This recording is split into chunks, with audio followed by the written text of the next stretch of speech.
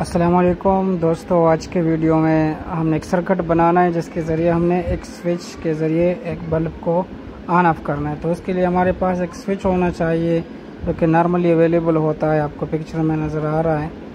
और इसके अलावा हमारे पास एक बल्ब होल्डर होना चाहिए। पेन टाइप हम ले लेते हैं इस ट्यूटोरियल में, और ये भी आपको आसानी से मार्केट से मिल जाता है। और जो तीसरी चीज़ हमें चाहिए इस ट्यूटोरियल में वो हमारे पास पेन टाइप, चूँकि हमने पेन टाइप होल्डर सेलेक्ट किया है तो पेन टाइप 15 वाट ये बल्ब भी हमारे पास होना चाहिए। ये भी आमतौर पे आसानी से मिल जाता है मार्केट से। और चंद पीसीज हमारे पास वायर के होने चाहिए ताकि हम स्विच बोर्ड में कनेक्शन करेंगे तो ये वहाँ पे हमारे पास काम आएंगे।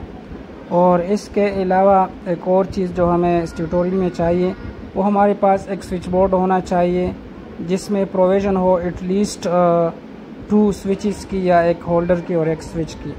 तो ये भी आपको नॉर्मली आसानी से हम मार्केट से मिल जाता है। तो आप लोगों ने सबसे पहले क्या करना है कि स्विच को यानी बटन को और बल्ब होल्डर को आपने फिट कर देना है स्क्रू के ज़रिए स्विच बोर्ड पे। ये आपके पास सर्किट डायग्राम है। सबसे ऊपर वाले सर्किट डायग्राम में आपको नज़र आ रहा है कि एक हमारे पास न्यूट्रल वायर आ रही है बल्ब होल्डर को, और ये बल्ब बेसिकली बल्ब होल्डर में लगा हुआ है।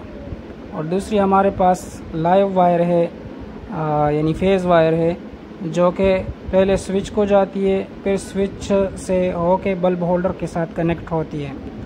और ये न्यूट्रल और फेज़ ये हम मेन सप्लाई के साथ कनेक्ट करेंगे। तो दोस्तों, आपको ये वीडियो अच्छी लगी है तो चैनल को ज़रूर सब्सक्राइब करें और दोस्तों के साथ शेयर करें और बेल आइकन को प्रेस करें ताकि नई आने वाली वीडियो आपको टाइम पे मिल सके। शुक्रिया।